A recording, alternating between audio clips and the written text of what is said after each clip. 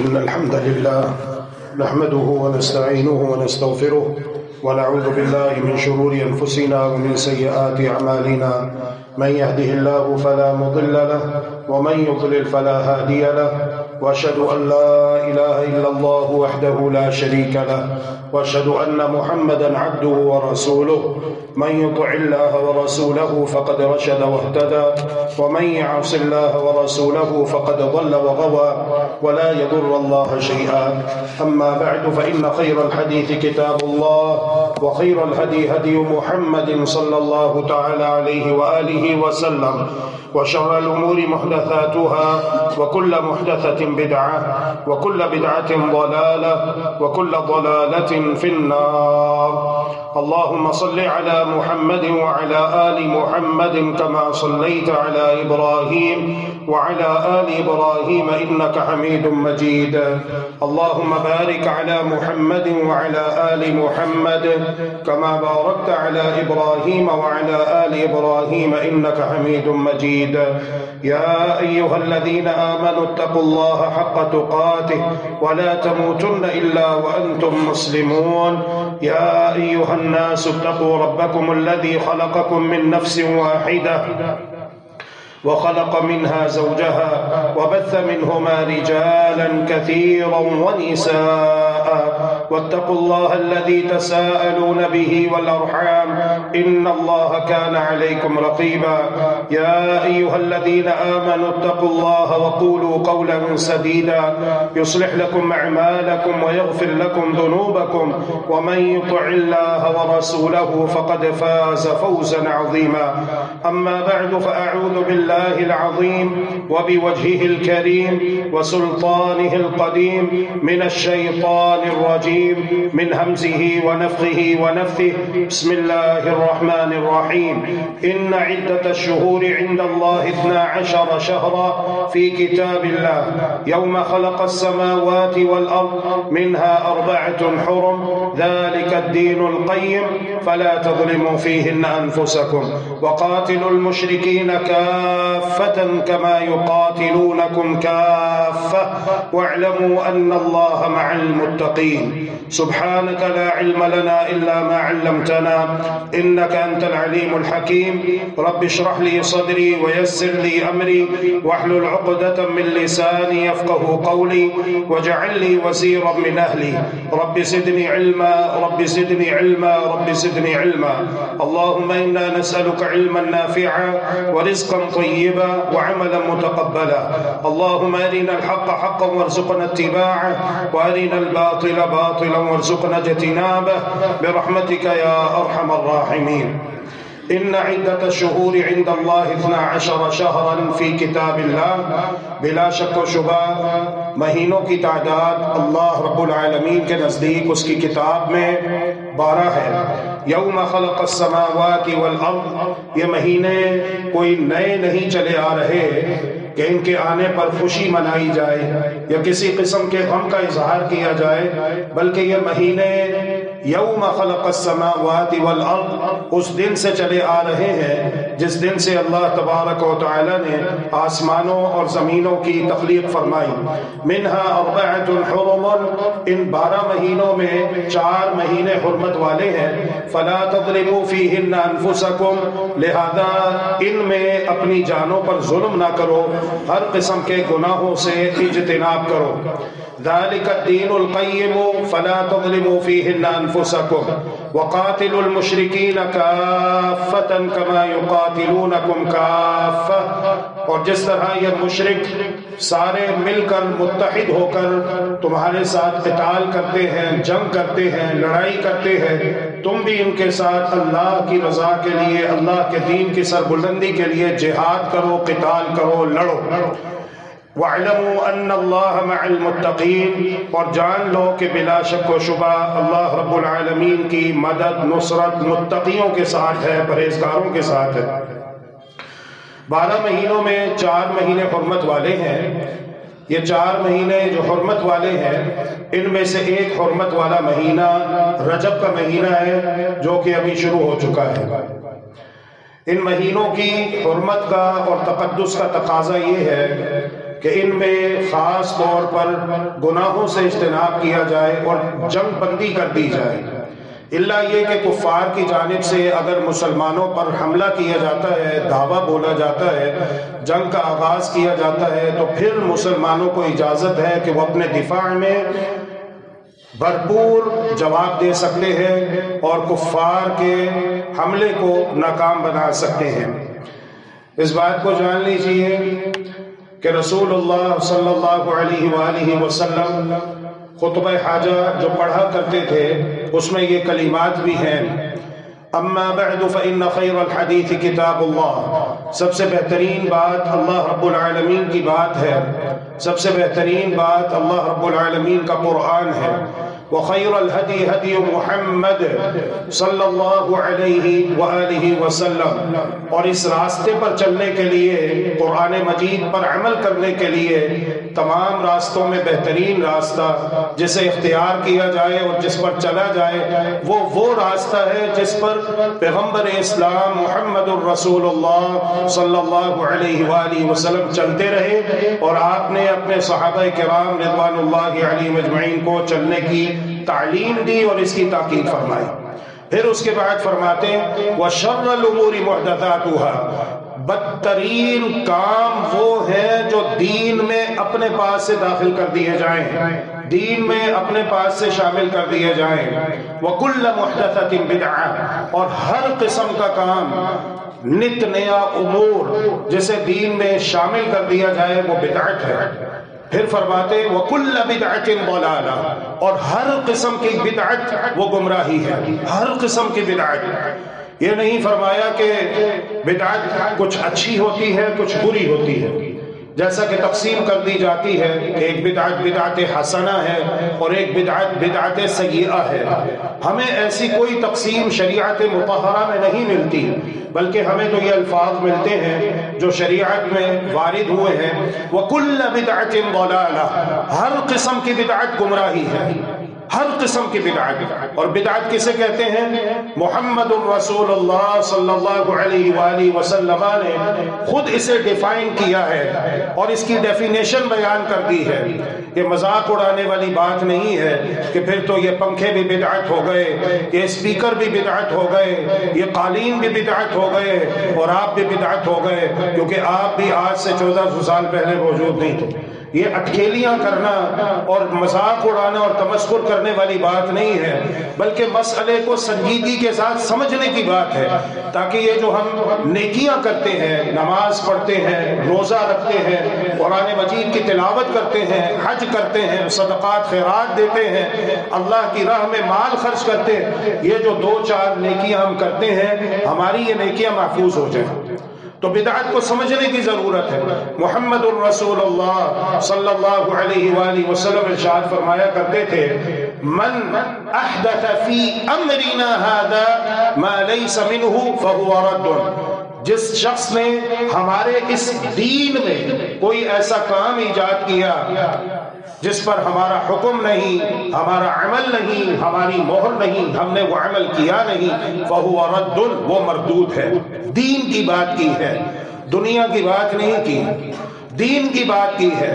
جہاں تک تعلق ہے دنیا کا تو صحیح مسلم کی روایت ہے، محمد الرسول اللہ صلی اللہ علیہ وآلہ وسلم جب مکہ مکرمہ سے ہجرت کر کے مدینہ طیبہ تشریف لائے تو آپ نے دیکھا کہ اہل مدینہ کھجوروں کی پیوند کاری کرتے ہیں، منع فرما دیا، وہ منع ہو گئے، لیکن جب کھجوروں کی پیداوار ہوئی تو دوبارہ آئے اور کہا یا رسول اللہ صلی اللہ علیہ وسلم، آپ نے ہمیں ایک عمل سے منع کیا، ہم منع ہو گئے، لیکن کھجوروں کی پیداوار میں قلت سامنے آئی ہے، تو محمد الرسول اللہ صلی اللہ علیہ وآلہ وسلم نے ارشاد فرمایا جاؤ جو پہلے کیا کرتے تھے وہی دوبارہ کرو، انتم اعلم بامور دنیاکم، تم اپنے دنیا کے معاملات زیادہ بہتر جانتے ہو۔ لیکن جہاں تک بات ہے دین کی تو دین میں ہم سب پابند ہیں، ہر مسلمان پابند ہے۔ جس نے کلمہ طیبہ لا الہ الا اللہ محمد الرسول اللہ صلی اللہ علیہ وسلم کا اقرار کیا ہے، وہ پابند ہے محمد الرسول اللہ صلی اللہ علیہ وسلم کی لائی ہوئی تعلیمات کا۔ دین اسلام کسی کی ذاتی سوچ کا نام نہیں ہے، دین اسلام کسی کی ذاتی پسند کا نام نہیں ہے۔ تو بدعات اور خرافات سے بچنا ہے۔ کیوں؟ اس لیے کہ بدعت ایک ایسا عمل ہے جس کے بارے میں محمد الرسول اللہ صلی اللہ علیہ وآلہ وسلم ارشاد فرماتے ہیں، اب اللہ ان يقبل عمل صاحب بدعت حتى يدع بدعته۔ اللہ رب العالمین انکار کر چکا ہے کہ میں نے کسی بدعتی کا کوئی عمل قبول نہیں کرنا یہاں تک کہ وہ اپنی بدعت کو ترک کر دے۔ اور بدعت آپ جانتے ہیں کہ شیطان کو گناہ سے زیادہ محبوب ہے اور پسندیدہ ہے۔ البدعۃ احب الی ابلیس من المعصیہ، بدعت ابلیس کو معصیت کے مقابلے میں زیادہ محبوب ہے۔ لأن المعصیہ یستتاب منها والبدعۃ لا یستتاب منها۔ چور چوری سے توبہ کر سکتا ہے، آج نہیں تو کل توبہ کر سکتا ہے۔ زانی زنا سے آج نہیں تو کل توبہ کر سکتا ہے۔ شرابی شراب پینے سے آج نہیں تو کل توبہ کر سکتا ہے، کیونکہ وہ شراب پینے کو گناہ سمجھتا ہے، چوری کرنے کو گناہ سمجھتا ہے، زنا کرنے کو گناہ سمجھتا ہے۔ لیکن بدعتی جو بدعت کر رہا ہوتا ہے وہ اسے گناہ نہیں سمجھتا بلکہ نیکی سمجھ کر کر رہا ہوتا ہے، نیکی سمجھ کر کر رہا ہوتا ہے۔ اتنا اجر ملے گا، گناہ معاف ہوں گے، نیکیاں ملیں گی، اللہ کا قرب حاصل ہوگا، نبی کریم صلی اللہ علیہ وآلہ وسلم کی شفاعت ملے گی۔ وہ بدعت کو گناہ سمجھتا ہی نہیں۔ تو جب وہ بدعت کو گناہ ہی نہیں سمجھتا تو توبہ کیسے کرے گا؟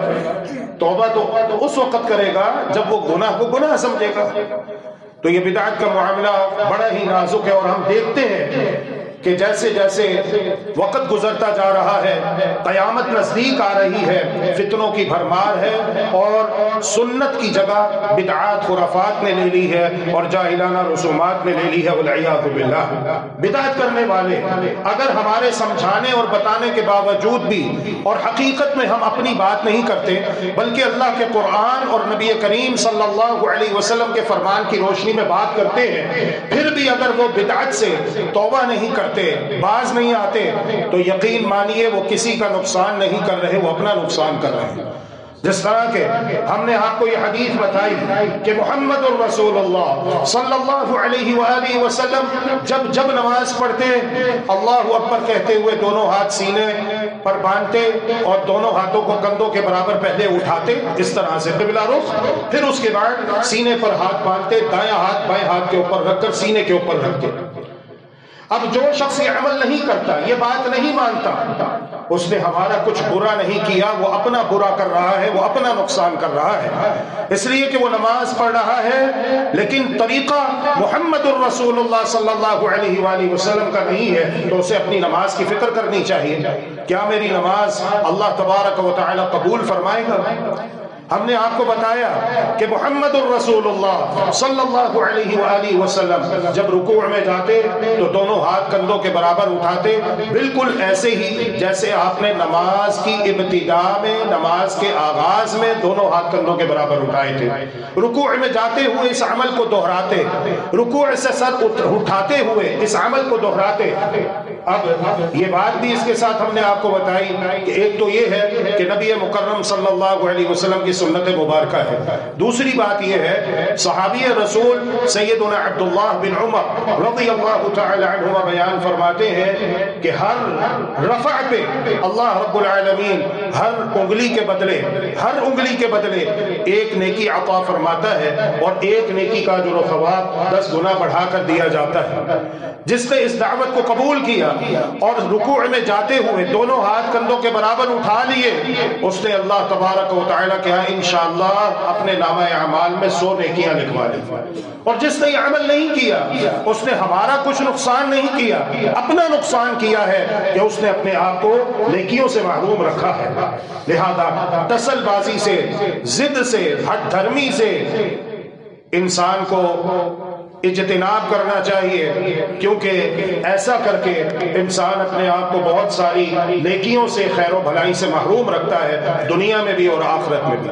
تو جو ان باتوں کو نہیں مانتا، اس دعوت کو قبول نہیں کرتا، وہ لگا رہے، کرتا رہے۔ جس طرح کہ ایک مرتبہ کچھ خواتین آئیں، کچھ عورتیں آئیں ام المؤمنین، مؤمنوں کی ماں سیدہ عائشہ صدیقہ کائنات، طاہرہ مطہرہ عفیفہ بنت صدیق رضی اللہ عنہ کے پاس، اور انہوں نے فیشنیبل کپڑے پہنے ہوئے تھے، تنگ اور چست ٹائٹ لباس پہنا ہوا تھا۔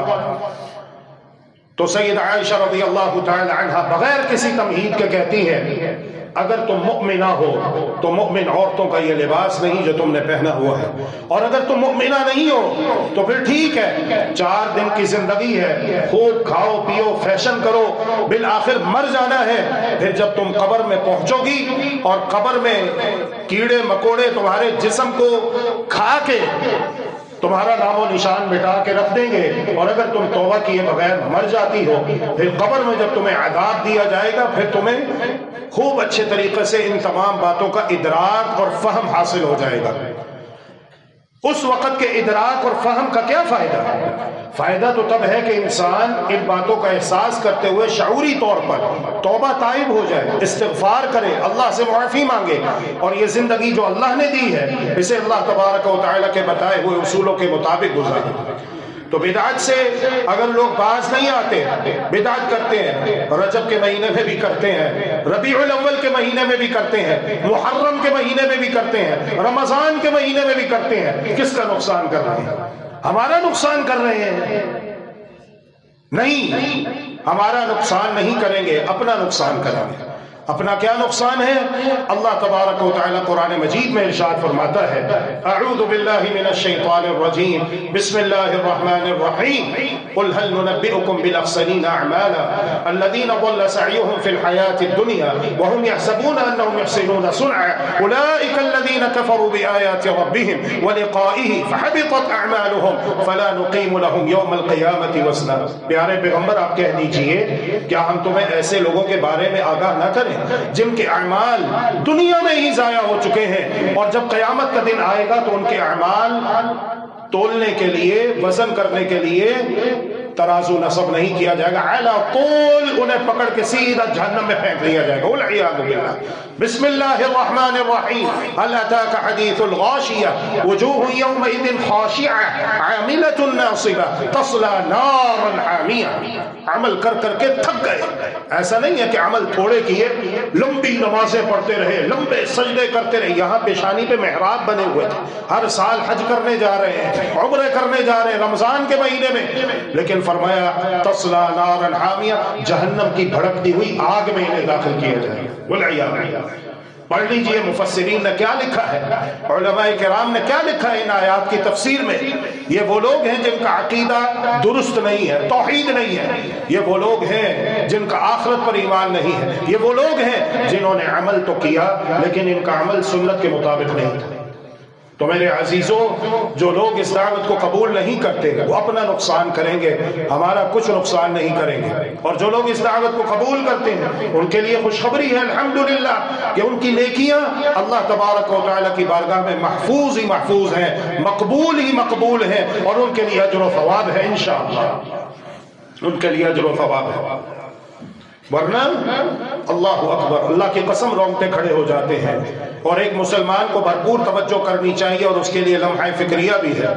لَيُخْتَلَجُنَّ نَاسٌ دُونِي، فرمایا قیامت کے دن میں تم سے پہلے حوض کوثر پر پہنچ جاؤں گا، وہاں پر تمہارا انتظار کروں گا۔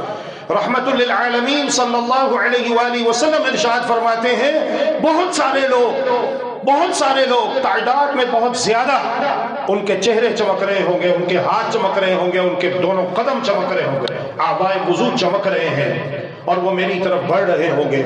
اچانک انہیں مجھ سے دور کر دیا جائے گا، دور پرے ہٹا دیا جائے گا، فرشتے آ جائیں گے، بیچ میں رکاوٹ بن کے کھڑے ہو جائیں گے اور انہیں پیچھے دھکیلیں گے۔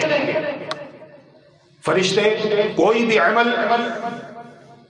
اپنی مرضی سے نہیں کرتے، بلکہ وہی کام کرتے ہیں جس کام کے کرنے کا حکم اللہ تبارک و تعالی انہیں دیتا ہے۔ تو اللہ کے حکم سے بہت سارے لوگوں کو اب یہاں پر یہ بات واضح ہوئی کہ مسلمانوں کی بات ہو رہی ہے، کافروں کی بات نہیں ہو رہی، کیونکہ جب ہم یہ باتیں کرتے ہیں ہمارے کچھ بھائی اور بہنیں کہتے لو جی وہ آیتیں پڑھتے ہیں جو کافروں کے بارے میں، مشرکوں کے بارے میں، مسلمانوں کو کافر بناتے ہیں، ہمیں کیا ضرورت پڑی ہے کسی مسلمان کو کافر بنانے کی؟ انسان کا اپنا عمل ہوتا ہے جو اسے مسلمان بناتا ہے یا کافر بناتا ہے، ہم کون ہوتے ہیں کسی کو مسلمان بنانے والے یا کافر بنانے والے؟ تو ان کا مغالطہ بھی دور ہو جانا چاہیے، ان کی غلط فہمی بھی دور ہو جانی چاہیے کہ یہاں پر جو اللہ تبارک و تعالی نے بات کی، اللہ کے رسول نے بات کی ہے، وہ مسلمانوں کی بات ہو رہی ہے کہ بہت سارے مسلمان کلمہ بھی پڑھنے والے، روزے رکھنے والے، نمازیں پڑھنے والے، وضو کرنے والے حوض کوثر کی طرف بڑھ رہے ہیں، حوض کوثر کی طرف بڑھ رہے ہیں کہ انہیں اچانک پیچھے دھکیل دیا جائے گا، پیچھے ہٹا دیا جائے گا۔ محمد الرسول اللہ صلی اللہ علیہ وآلہ وسلم فرماتے ہیں میں کہوں گا یا ربی، اے میرے پروردگار، امتی امتی، یہ میرے امتی ہیں، یہ میرے امتی ہیں، انہیں آنے دیا جائے، انہیں آنے دیا جائے۔ تو اللہ تبارک و تعالی فرمائے گا انک لا تدری ما احدثوا بعدک، اے پیارے محمد آپ نہیں جانتے کہ انہوں نے آپ کے بعد دین کا حلیہ کس طرح بگاڑ کے رکھ دیا، صلی اللہ علیہ وآلہ وسلم آپ نہیں جانتے کہ انہوں نے آپ کے بعد جب آپ دنیا سے تشریف لے گئے، فوت ہو گئے، آپ کو موت آ گئی، آپ کا مشن پورا ہو گیا، دنیا میں بھیج کر ہم نے آپ کو واپس اپنے پاس بلا لیا تھا، تو آپ کے دنیا سے چلے جانے کے بعد انہوں نے دین کا حلیہ کس طرح بگاڑ کے رکھ دیا تھا۔ انک لا تدری ما احدثوا بعدک، پھر وہاں پر کیا فرمائیں گے رحمت للعالمین صلی اللہ علیہ وآلہ وسلم؟ جو لوگ اس دعوت کو قبول نہیں کرتے کیا وہ ہمارا نقصان کریں گے؟ وہ اپنا نقصان کریں گے۔ قیامت کے دن پھر اللہ کے رسول فرمائیں گے سحقاً سحقاً، دوری ہو دوری ہو، لمن غیر بعدی، جنہوں نے میرے بعد دین کو بدل ڈالا اور دین کو تبدیل کر دیا اور دینی تعلیمات میں تحریف کی۔ تحریف لفظی تو ممکن نہیں ہے، قرآن مجید کے الفاظ کو تو وہ ہیر پھیر نہیں کر سکتے، رد و بدل نہیں کر سکتے، مجبور ہے۔ قرآن مجید میں جہاں پہ زبر آئے گی وہاں پہ زبر پڑھنی پڑے گی، جہاں پر زیر آئی ہے وہاں پر زیر پڑھنی پڑے گی، جہاں پر جو لفظ آیا ہو وہ پڑھنا پڑے گا۔ اچھا تو پھر گمراہی کیسے پھیلتی ہے؟ ہاں، جب بریکٹ لگاتے ہیں ترجمہ کرتے ہوئے، تفسیر کرتے ہوئے، اردو، پنجابی، بلوچی، پشتو، سندھی، فارسی، انگلش میں جب قرآن مجید کا ترجمہ، معانی و مفاہیم بیان کرتے ہیں تو وہاں پر جو اپنی جانب سے بریکٹ لگاتے ہیں پھر گمراہی پھیلتی ہے۔ اپنی مرضی کا دین اور جو اپنی عقل میں آتا ہے یا جو ایک خاص فرقہ ہوتا ہے اسے پروموٹ کر رہے ہوتے ہیں، مجبوری ہوتی ہے، اس سے ہٹ کر بات نہیں کر سکتے، اس لیے کہ اگر بات کریں گے تو اپنا فرقہ پیچھے رہ جائے گا، فرقہ واریت ختم ہو جائے گی۔ تو ہم نے تو فرقہ واریت ختم نہیں کرنی، ہم نے تو مسلمانوں کو مذہب کے نام پہ لڑانا ہے، اپنی اپنی دکانیں چمکانی ہے اور خوب کمائی کرنی ہے، بینک بیلنس بنانا ہے۔ اسی لیے ہم تو کہتے رہیں گے کوا حلال ہے، کوا حلال ہے، کوا حلال ہے، خواہ ہمارے ساتھ مناظرہ کرنے کے لیے بڑے بڑے علماء کیوں نہ آ جائیں، کتابیں لے کر کیوں نہ آ جائیں، پھر بعد میں ہم ہلکا سا سر جھکا کے شرمندہ ہو کر کہہ دیں گے ہاں کوا تو ہے تو حرام ہی ہے، ہم نے حلال اس لیے کہا تھا کہ ہماری بھی کوئی ویلیو ہونی چاہیے، ہمیں بھی دنیا جانے کہ ہم بھی ہیں، اس لیے ہم نے تو اس طرح کی چوچلے بازیاں کرتے رہنا ہے۔ انا للہ و انا الیہ راجعون، لیکن یقین مانیے اس قسم کے جو لوگ ہیں دنیا میں بھی اللہ تبارک و تعالی قادر ہے اپنا عذاب بھیج کر انہیں گرفت کرنے پر، لیکن جو ہی یہ مریں گے پھر انہیں پتا چلے گا، جب ان کی آنکھیں بند ہوگی نا پھر پتا چلے گا ہم پیچھے کیا چھوڑ کر آئے ہیں اور ہم پیچھے کیا کر کے آئے۔ تو اللہ کا شکر ہے کہ ہم یہ گفتگو کر رہے ہیں۔ اللہ کے بندو، یہ جو مہینہ گزر رہا ہے رجب کا مہینہ، اس میں دو بڑی بدعتیں کی جاتی ہیں۔ اہل اسلام دو بڑی بدعتیں کرتے ہیں، ایک بدعت کرتے ہیں 22 رجب کو اور دوسری بدعت کرتے ہیں 27 رجب کو۔ 27 رجب کو جو بدعت کی جاتی ہے اس پر ہم بعد میں بات کریں گے انشاءاللہ۔ آج کی ہماری جو گفتگو ہے وہ 22 رجب کی بدعت کے متعلق ہے۔ بدعت یہ کی جاتی ہے کہ امام جعفر صادق رحمت اللہ علیہ کے نام کے کنڈے بھرے جاتے ہیں، بھروائے جاتے ہیں کہ جی انہوں نے کہا ہے دیسی گھی اگر 2 کلو ہے تو چینی بھی 2 کلو ہونی چاہیے اور سوجی بھی 2 کلو ہی ہونی چاہیے۔ 2 کلو دیسی گھی، 2 کلو سوجی اور 2 کلو چینی، شکر یا گڑ ہم وزن لے کر حلوہ بنا کر کنڈے بھر کر میرے نام کی نیاز دینی ہے، میرے نام کی فاتحہ دینی ہے اور میرے نام کی نظر و نیاز دینے کے بعد جو بھی اس کی مشکل ہوگی وہ حل ہو جائے گی. اگر حل نہ ہوئی تو قیامت والے دن وہ میرا گریبان پکڑ لے. نعوذ باللہ من ذالک. کیا یہ بات اللہ رب العالمین نے قرآن مجید میں بیان کی ہے؟ کیا یہ بات محمد الرسول اللہ صلی اللہ علیہ وآلہ وسلم نے بیان فرمائی ہے؟ اور اس رسم بدعی کے جواز کے لیے کہا جاتا ہے کہ 22 رجب کو جناب جعفر صادق رحمہ اللہ کا سانحہ انتقال پیش آئے. اللہ کے بندوں، جس دن کوئی فوت ہو جاتا ہے اس دن ہمیں ہمارا دین اسلام کیا رہنمائی کرتا ہے؟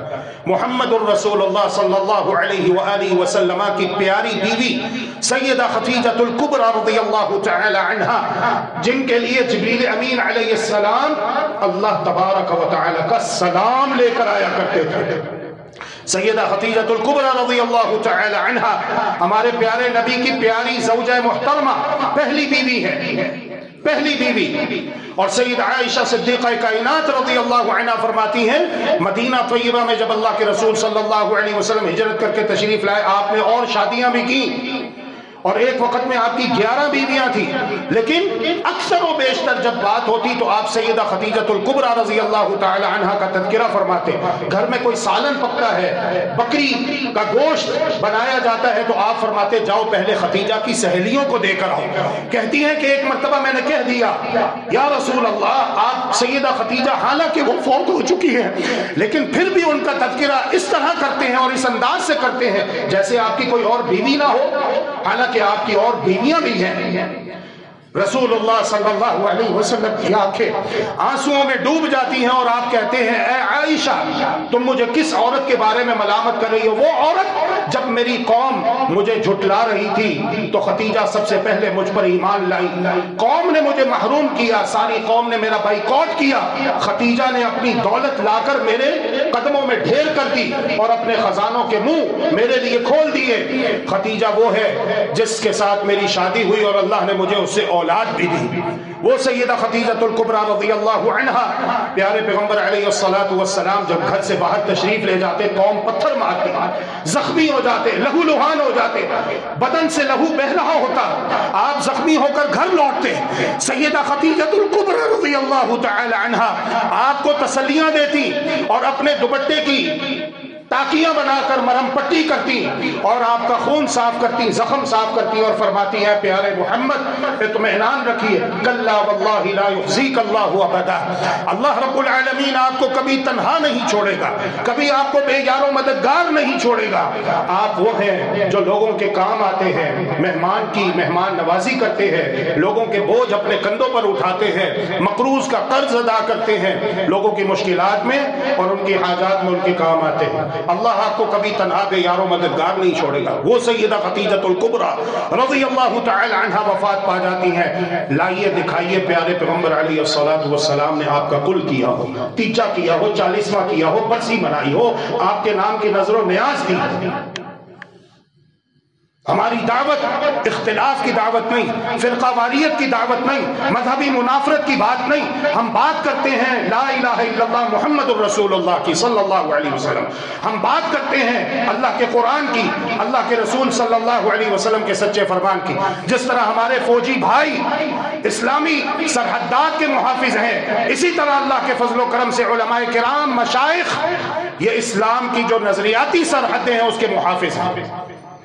ان کے تو احسانات ہیں اس امت کے اوپر جو صرف اللہ کے قرآن کی بات کرتے ہیں، اللہ کے رسول صلی اللہ علیہ وسلم کے سچے فرمان کی بات کرتے ہیں. پیارے پیغمبر علیہ الصلوۃ والسلام کی 4 بیٹیاں ہیں، 3 بیٹیوں کا انتقال آپ کی زندگی میں ہوا، آپ کے 3 بیٹوں کی وفیات آپ کی زندگی میں ہوئی. آپ کے پیارے چچا سید الشہداء سیدنا حمزہ رضی اللہ تعالی عنہ شہید ہوتے ہیں جنگ احد میں.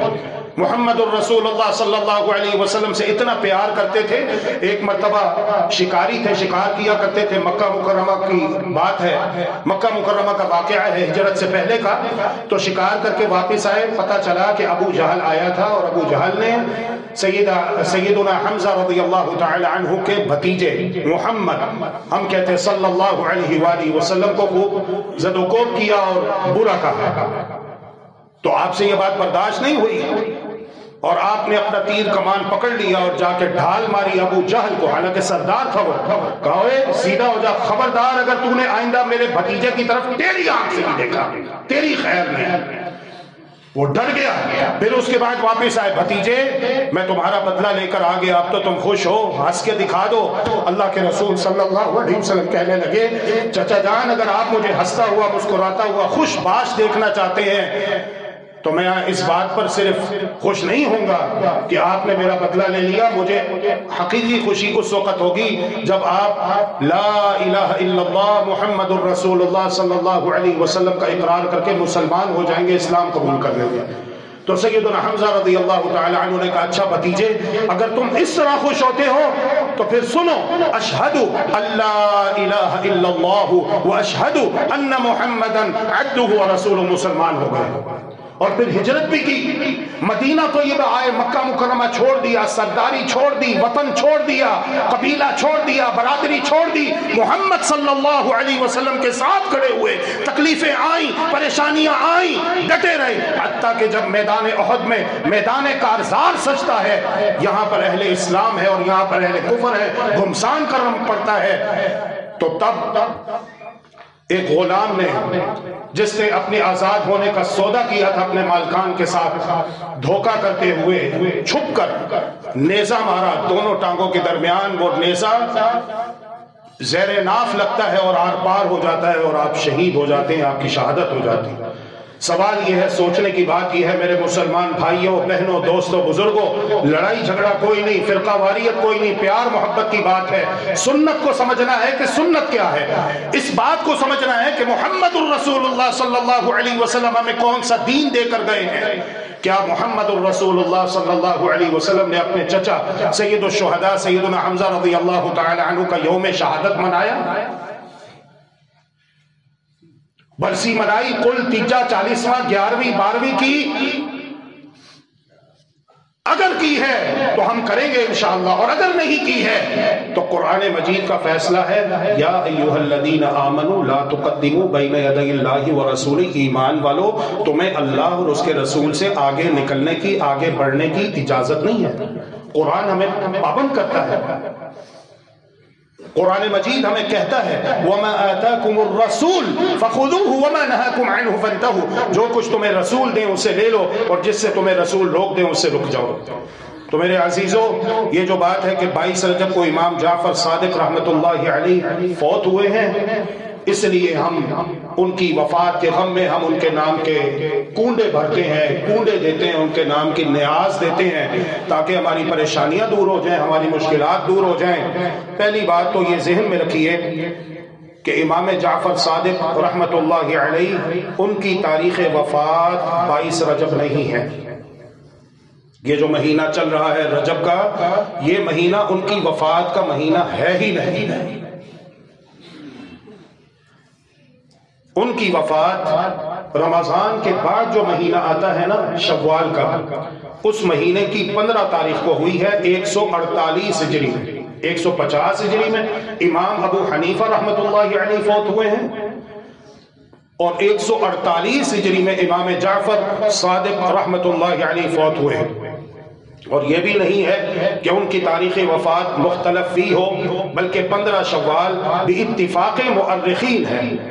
گویا یہ دلیل جو شاخ نازک پہ آشیانہ بنے گا ناپائیدار ہوگا کی مصداق ہے.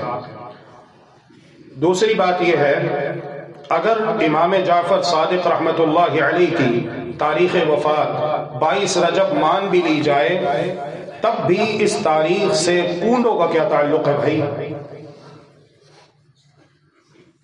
دین کس پر نازل ہوا؟ کلمہ کیا پڑھتے ہیں ہم سب مسلمان؟ لا الہ الا اللہ محمد الرسول اللہ صلی اللہ علیہ وسلم.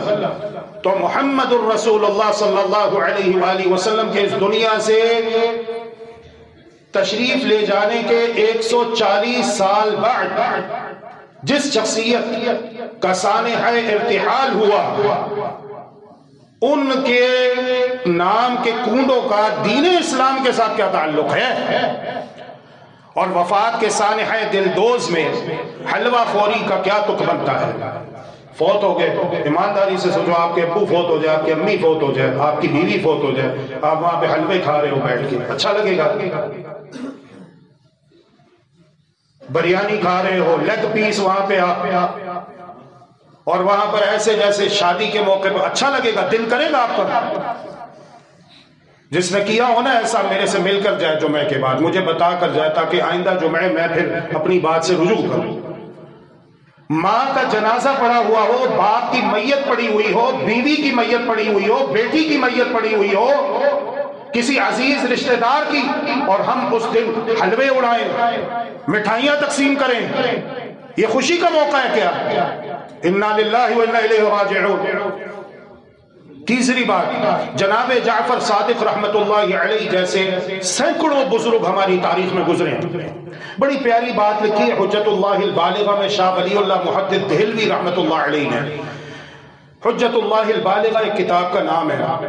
اس کتاب میں شاہ ولی اللہ محدث دہلوی رحمت اللہ علیہ لکھتے ہیں، اگر ہم دن منانا شروع کر دیں، کسی کی وفات کا دن منا رہے ہیں، کسی کی ولادت کا دن منا رہے ہیں، کسی کی شہادت کا دن منا رہے ہیں، کہتے ہیں پھر ہمارے پاس دنیا میں سوائے دنوں کے منانے کے اور کوئی کام ہی نہ بچے، کیونکہ سال کے جو 360 اسلامی دن ہے یا 365 عیسوی دن ہے، اس کے مطابق سال میں کوئی ایک دن بھی ایسا خالی نہیں بچے گا جس میں کسی نہ کسی اللہ کے ولی کی ولادت نہ ہوئی ہو یا وفات نہ ہوئی ہو۔ پھر تو ہم یہی کام کرتے رہیں گے بس، اور کوئی کام ہی نہیں کریں گے، نہ بزنس کریں گے، نہ بیوی کو ٹائم دیں گے، نہ بچوں کو دیکھیں گے، نہ رشتہ داروں سے ملیں گے، نہ دوستوں کے ساتھ گپ شپ لگائیں گے، بس یہی کام کرتے جائیں گے کہ آج فلاں کی ولادت کا دن ہے تو آج فلاں کی وفات کا دن ہے تو آج فلاں کی شہادت کا دن ہے۔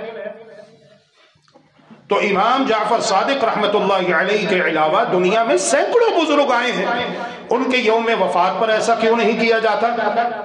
امام جعفر صادق رحمت اللہ علیہ کی وفات والے دن ہی ایسا کیوں کیا جاتا ہے؟ اس تخصیص کی بنیاد اور دلیل کیا ہے؟ اور چوتھی بات بڑی اہم ہے میرے عزیزوں، وہ بات یہ ہے کہ دین اسلام کی تکمیل محمد الرسول اللہ صلی اللہ علیہ وآلہ وسلم کے ذریعے سے ہو چکی ہے۔ اليوم اکملت لکم دینکم واتممت علیکم نعمتی ورضیت لکم الاسلام دینا۔ سپریم کورٹ کا فیصلہ آ جائے، ہائی کورٹ کا فیصلہ آ جائے، جو نہ مانے اس کے بارے میں کیا کیا جاتا ہے؟ ملکی قوانین جو کہ عوام کی بہتری کے لیے بنائے جاتے ہیں اور شریعت سے متصادم بھی نہیں ہوتے، پھر بھی اگر کوئی انہیں تسلیم نہ کرے، قبول نہ کیے تو کیا کیا جاتا ہے اسے؟ چھوٹی سی مثال لے لو، ون وے آنے والا، سامنے سارجنٹ کھڑا ہو، 2000 کا چالان، ہیلمٹ نہیں پہنا، 2000 کا چالان، تاکہ آئندہ نصیحت ہو۔ اب یہ فیصلہ ہے جو قرآن کا فیصلہ ہے، اللہ رب العالمین کا فیصلہ ہے۔ اليوم اکملت لکم دینکم، آج کے دن تمہارے لیے تمہارا دین اسلام مکمل کر دیا گیا ہے۔ اب پلس مائنس کوئی نہیں ہے، کسی کو اجازت نہیں ہے کہ وہ دین اسلام میں اپنے پاس سے کسی کام کو داخل کر دے، شامل کر دے، جی یہ کام بہت اچھا ہے۔ اللہ اکبر، بات بڑی تلخ ہے لیکن برداشت کرنا۔ آپ ان بزرگوں کی جن کا نام استعمال کر کے آج ہم لوگ کھاتے پیتے ہیں نا اور اپنی دکانیں بنائی ہوئی ہیں، آپ ان بزرگوں کی زندگی آپ پڑھ لیجئے، سیرت کا مطالعہ کر لیجئے، کہاں وہ اور کہاں ہم، صرف ان کا نام استعمال کیا جاتا ہے، صرف نام استعمال کیا جاتا ہے۔ جہاں تک ان کی تعلیمات کی بات ہے ہمیں پتہ ہی نہیں وہ کون تھے، ان کا عقیدہ کیسا تھا، وہ نماز کیسے پڑھتے تھے، وہ اپنی زندگی میں کیا کہتے تھے۔ جس طرح کے یہ بزرگ ہیں، سید علی حجویری بھاٹی میں جو اتنا بڑا دربار ہے، پڑھ لیجئے، فرقہ واریت کی، مذہبی منافرت کی کوئی بات نہیں، 300 ہجری میں پیدا ہوئے ہیں، 365 ہجری میں بزرگوں کی وفات ہوئی ہے، زندگی میں 4 شادیاں کی ہیں، اولاد ایک بیوی سے بھی نہیں ہوئی، اور کہا کرتے تھے، کشف المقبول کتاب اٹھا کے پڑھ لیجئے، صوفیاء کی اگرچہ کہ لکھی ہوئی ہے، لیکن انہوں نے ان بزرگوں کا قول سید عثمان علی حجویری کا قول نقل کیا۔ وہ کہتے ہیں داتا بھی اللہ ہے، گنج بخش بھی اللہ ہے، رنج بخش بھی اللہ ہے، میں تو اناج کے ایک دانے کا بھی مالک نہیں۔ بزرگ تو یہ فرما گئے ہیں۔ اب آج جو بزرگوں کا نام استعمال کر کے ان کے نام پہ کھا رہے ہیں، اور اپنی اپنی دکانیں سے جا رہے ہیں. اللہ کی قسم قیامت کے دن بہت برا پھنسنے والے ہیں اگر توبہ نہیں کرتے تو. بہت برا پھنسنے والے ہیں قیامت کے دن اگر توبہ نہیں کرتے. وہاں پر یہ بزرگ بھی موجود ہوں گے اور اللہ تبارک و تعالی پوچھے گا.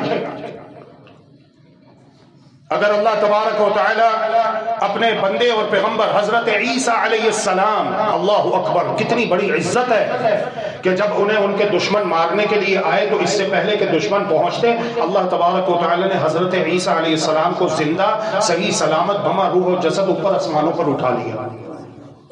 اور آج بھی وہ زندہ ہے، رزق دیے جا رہے ہیں. قیامت سے پہلے تشریف لائیں گے دمشق کی جامع مسجد کے مینار پہ، پرندوں کا سہارا، فرشتوں کا سہارا لیے. 2 فرشتے انہیں سہارا دیے ہوئے ہوں گے، غسل کر کے آئیں گے اور آپ کے بالوں سے غسل کے قطرات ٹپک رہے ہوں گے، جیسا کہ حدیث مبارکہ میں یہ ساری علامات بیان ہوئی. تو اگر اللہ تبارک و تعالی قیامت کے دن حضرت عیسیٰ علیہ السلام کو اپنی بارگاہ میں کھڑا کر کے پوچھ سکتا ہے. قرآن مجید میں لکھا ہے وَإِذْ قَالَ اللَّهُ يَا عِيسَى ابْنَ مَرْيَمَ أَأَنْتَ قُلْتَ لِلنَّاسِ اتَّخِذُونِي وَأُمِّيَ إِلَٰهَيْنِ مِن دُونِ اللَّهِ. اے عیسیٰ ابن مریم بتاؤ کیا آپ نے لوگوں سے کہا تھا کہ مجھے اور میری ماں کو اللہ کے سوا معبود بنا لو؟ قَالَ سُبْحَانَكَ. تو حضرت عیسیٰ علیہ السلام کہے گئے اللہ تو پاک ہے. مَا يَكُونُ لِي أَنْ أَقُولَ مَا لَيْسَ لِي بِحَقٍّ. جو حق نہیں اسے کہنے کا اختیار مجھے نہیں. جس بات کے کہنے کی اجازت یا اللہ آپ نے نہیں دی تو آپ کی وحی اور آپ کے حکم اور آپ کی اجازت کے بغیر میں وہ بات اپنے پاس سے نہیں کر سکتا. تو اگر حضرت عیسیٰ علیہ السلام کو کھڑا کر کے اللہ تبارک و تعالی اپنی بارگاہ میں پوچھے گا تو کیا ان بزرگوں سے نہیں پوچھا جائے گا جن کا نام آج استعمال کیا جا رہا ہے اور ان کا نام استعمال کر کے یہ سارے وہ اعمال کیے جا رہے ہیں جس سے اسلام، پیغمبر اسلام، اللہ کا قرآن، نبی کریم صلی اللہ علیہ وسلم کا سچا فرمان ہمیں سختی سے روکتا ہے، منع کرتا ہے. پھر پھنسیں گے یہ لوگ. اپنی خیر منائیں، اپنی خیر منائیں. ایک ہی راستہ ہے نجات کا، توبہ کر لیں. توبہ کر لیں. کہتے ہیں نا پولیس نے تمہیں چاروں طرف سے گھیر لیا ہے، بچ کے نکلنے کا، بھاگنے کا کوئی راستہ نہیں، سرنڈر کر دو.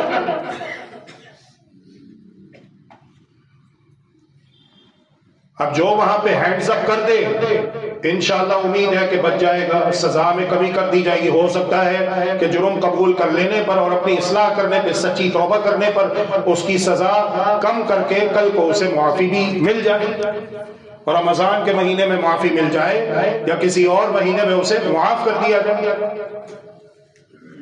لیکن جو تکبر کرتا ہے آگے سے مقابلے پر اتر آتا ہے، یا اللہ تو نے تو روکا ہے لیکن ہم تو کریں گے، یا رسول اللہ آپ نے تو روکا ہے لیکن ہم تو کریں گے.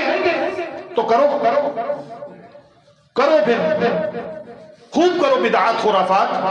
اور اگر توبہ کیے بغیر مر گئے تو محمد الرسول اللہ صلی اللہ علیہ وسلم کے قلب اطہر پہ نازل ہونے والا قرآن اعلان کرتا ہے وَقَدِمْنَا إِلَى مَا عَمِلُوا مِنْ عَمَلٍ فَجَعَلْنَاهُ هَبَاءً مَنْثُورًا. قیامت کے دن ہم ایسے لوگوں کے اعمال کو ہوا میں بھوسے کی مانند اڑا دیں گے اور ان کی نیکیوں کا بالکل کوئی وزن نہیں کیا جائے گا. 5ویں بات یہ ہے کہ اگر یہ کہا جائے کہ یہ کنڈے امام جعفر صادق رحمت اللہ علیہ کے نام کی نیاز ہے جس طرح دوسرے کئی بزرگوں کے ناموں کی نیاز دی جاتی ہے، تب بھی یہ بہت بڑا گناہ ہے بلکہ شرک ہے. کیونکہ نذر و نیاز عبادت ہے اور ہم مسلمان نماز میں پڑھتے ہیں ایاک نعبد و ایاک نستعین، یا اللہ ہم خاص الخاص تیری ہی عبادت کرتے ہیں اور خاص الخاص تجھی سے مدد مانگتے ہیں. اصل میں مسئلہ سمجھنے میں ہمیں تھوڑی سی غلطی ہو جاتی ہے. ہم سمجھتے ہیں نذر کا معنی اور ہے، نیاز کا معنی اور ہے، اسی لیے نعرہ لگا دیتے ہیں نذر اللہ نیاز حسین. جس دن ہمیں یہ بات سمجھ آ گئی کہ نیاز فارسی زبان کا لفظ ہے، نذر عربی زبان کا لفظ ہے، بس اتنا فرق ہے اور کوئی فرق نہیں ہے. دونوں الفاظ ایک ہی ہیں، دونوں الفاظ ایک ہی، مترادف الفاظ ہیں.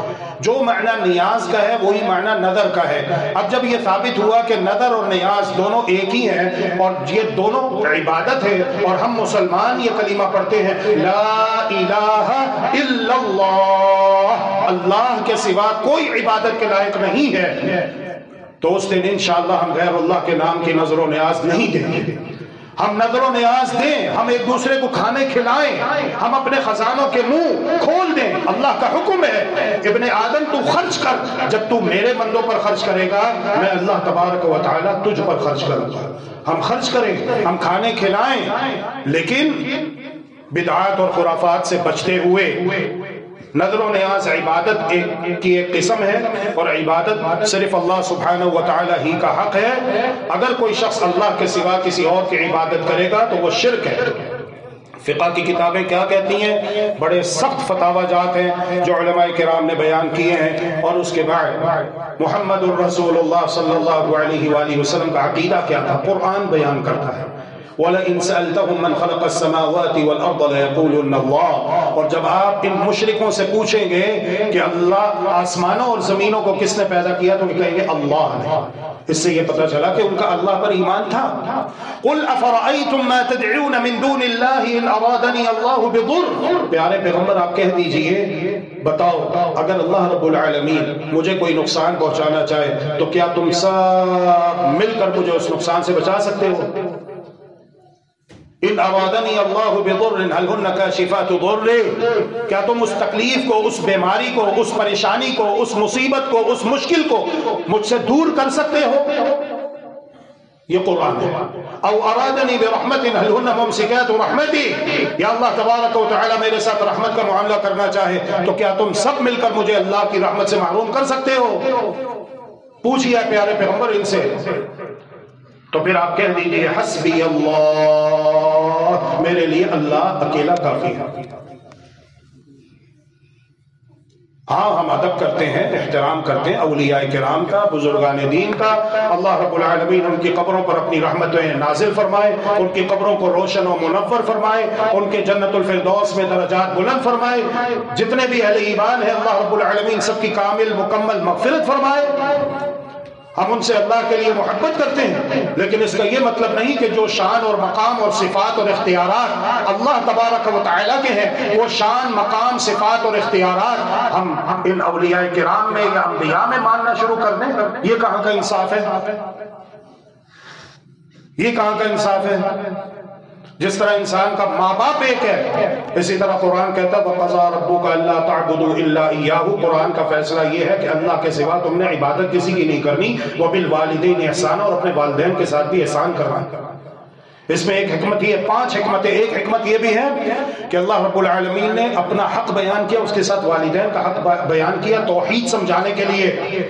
جس طرح تمہارا باپ ایک ہے، تمہاری ماں ایک ہے، تمہارا باپ 2 نہیں ہے، تمہاری ماں 2 نہیں ہے، ایسے ہی تمہارا رب ایک ہے، تمہارا مشکل کشا ایک ہے، تمہارا حاجت روا ایک ہے، تمہارا غوث اعظم ایک ہے۔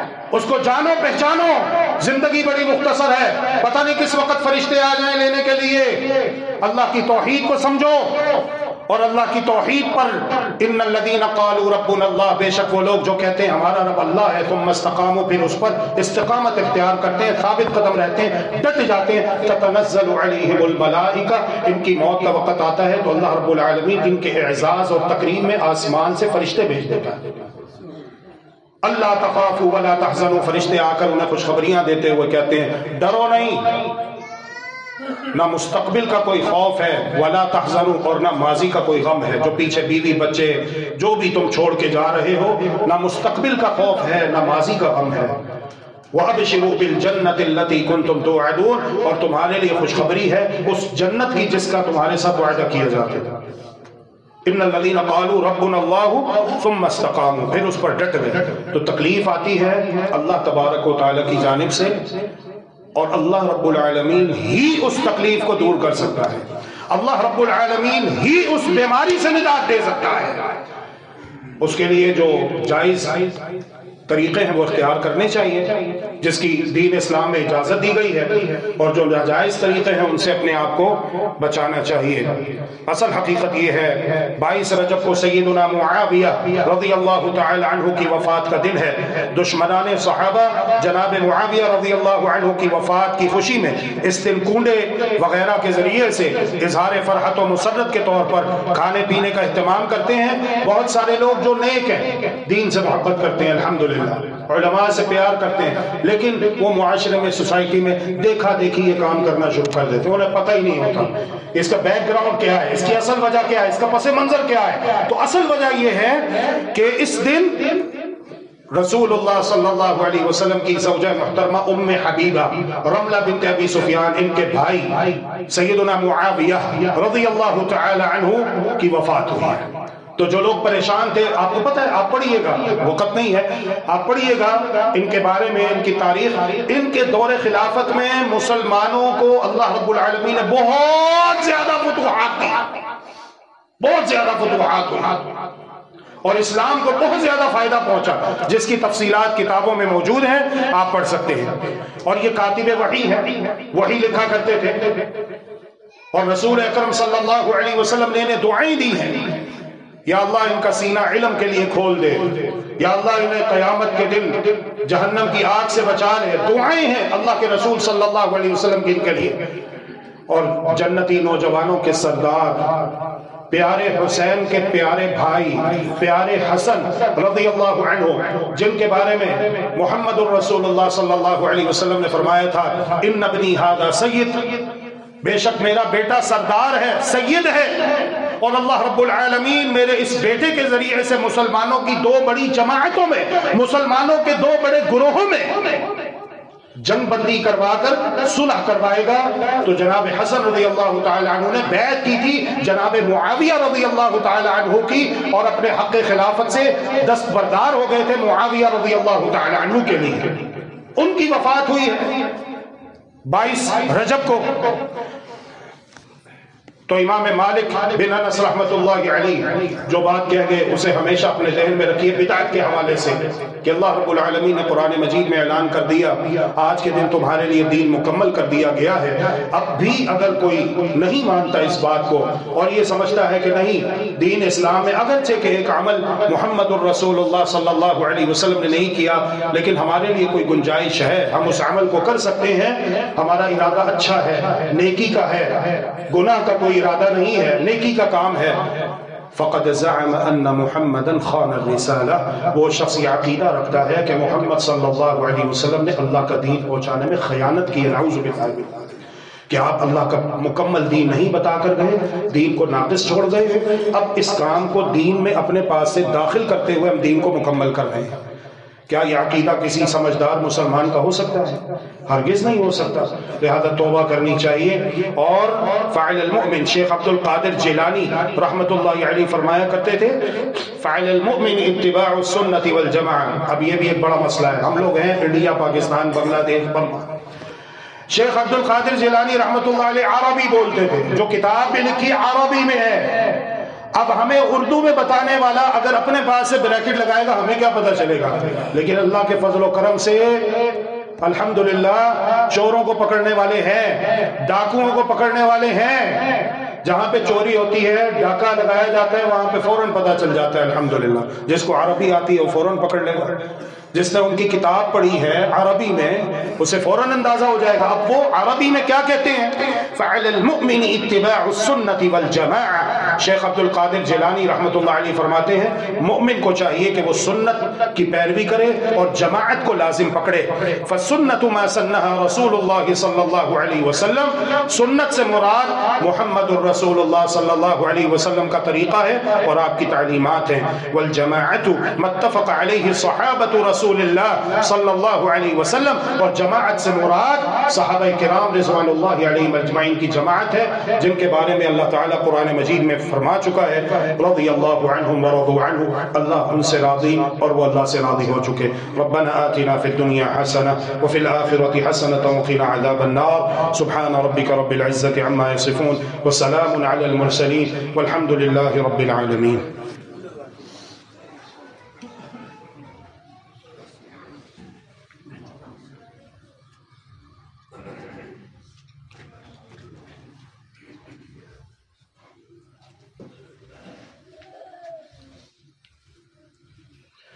بسم اللہ الرحمن الرحیم، الحمد للہ والصلاة والسلام علی رسول اللہ وعلی آلہ وصحبہ وآلہ وبعد۔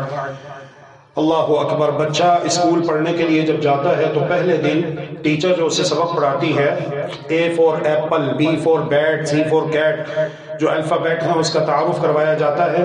A B C D E F G H I J K L M N O P Q R S T U V آخر تک. پھر الف بے پے تے, ٹھیک ہے, اردو میں. اور اگر آپ عربی میں آتے ہیں تو عربی میں جو حروف تہجی ہیں وہ صرف 28 ہیں. کتنے؟ 28. الف با تا ثا جیم حا خا دال دال را زا سین شین صاد ضاد طا ظا عین غین فا قاف کاف لام میم نون واو حمزہ ہا یا, بس 28. اس میں کہیں پہ ڈال آیا, کہیں پہ رے آیا. تو کنڈے میں جو ڈال استعمال ہوا ہے آپ سمجھ جائیے کہ یہ عجم سے آیا ہے, اس کا عرب سے کوئی تعلق نہیں ہے, اس کا مکہ مدینہ کے ساتھ کوئی تعلق نہیں ہے. یہ ڈال عرب سے آیا ہے, فارس سے آیا ہے, یہ مکہ مدینہ سے نہیں آیا. لہذا جو چیز مکہ مدینہ سے نہیں آئی اسے چھوڑ دینا چاہیے, کیونکہ جب فتنوں کا دور ہوگا تو علم پوری دنیا سے سمٹ کر واپس مدینہ چلا جائے گا. مکہ ہی سے یہ روشنی پوری دنیا میں پھیلنا شروع ہوئی اور پھر مدینہ طیبہ سے پوری دنیا میں پھیل گئی. تو دین وہ ہے جو مکہ اور مدینہ سے آیا ہے, اور جو چیز مکہ اور مدینہ سے یعنی ہمارے پیارے نبی محمد صلی اللہ علیہ وآلہ وسلم سے اس کا کوئی ثبوت نہیں ملتا. کاغذ کتنا ہی کیوں نہ اچھا ہو, پرنٹنگ کتنی کیوں نہ شاندار ہو, لیکن اسٹیٹ بینک کا گورنر اس کے سائن نہ ہو اور اسٹیٹ بینک کی مہر نہ ہو 5000 کے نوٹ پر, سوچئے چلے گا؟ پولیس ایکشن لے گی ان مجرموں کے خلاف فوراً. کون ہے یہ جو 2 نمبر جعلی نوٹ چلا رہے ہیں؟ تو محمد الرسول اللہ صلی اللہ علیہ وسلم فرما گئے من عمل عملا لیس علیہ امرنا فہو رد. جس شخص نے کوئی بھی ایسا عمل کیا جس پر ہماری مہر نہیں, ہمارا حکم نہیں, ہم نے وہ عمل کیا نہیں, فَهُوَ رَدٌ, وہ مردود ہے, ریجیکٹڈ. اللہ تبارک و تعالی قبول نہیں فرمائے گا. اللہ رب العالمین ہم سب کو توفیق عطا فرمائے کہ ہم دین اسلام کے مزاج کو سمجھیں. اسلام صرف اور صرف اس چیز کا نام ہے جو اللہ رب العالمین نے قرآن مجید میں بیان فرما دیا اور محمد الرسول اللہ صلی اللہ علیہ وآلہ وسلم نے کر کے دکھایا ہے, اور دین اسلام مکمل ہو چکا ہے. ادب احترام ہم سارے علماء کا, بزرگوں کا کرتے ہیں, اللہ رب العالمین ان سب کو جزائے خیر دے. لیکن ہم نے کلمہ پڑھا ہے لا الہ الا اللہ محمد الرسول اللہ صلی اللہ علیہ وسلم, جس کا مطلب یہ ہے عبادت فقط اللہ کی, اللہ کے سوا کوئی معبود برحق نہیں ہے, اور طریقہ عبادت محمد الرسول اللہ صلی اللہ علیہ وآلہ وسلم کا. ان اللہ وملائکتہ یصلون علی النبی یا ایھا الذین آمنوا صلوا علیہ وسلموا تسلیما. اللهم صل علی محمد وعلى آل محمد كما صليت على إبراهيم وعلى آل إبراهيم إنك حميد مجيد. اللهم بارك على محمد وعلى آل محمد كما باركت على إبراهيم وعلى آل إبراهيم إنك حميد مجيد. اللهم أعز الإسلام والمسلمين وأذل الشرك والمشركين ودمر أعداءك أعداء الدين واجعل اللهم هذا البلد آمنا مطمئنا سخاء رخاء وسائر بلاد المسلمين. اللهم انصر من نصر الدين واخذل من خذل وأعرض عن الدين. اللهم اشفنا واشف مرضانا ومرضى المسلمين. اللهم اشفنا بشفائك وداونا بدوائك وعافنا من بلائك يا أرحم الراحمين. رب ارحمهما كما ربياني صغيرا, رب ارحمهما كما ربياني صغيرا, رب ارحمهما كما ربياني صغيرا. يا مقلب القلوب ثبت قلوبنا على دينك. اللهم اغفر لنا وللمؤمنين والمؤمنات والمسلمين والمسلمات الأحياء منهم والأموات إنك سميع قريب مجيب الدعوات. سبحان ربك رب العزة عما يصفون وسلام على المرسلين والحمد لله رب العالمين.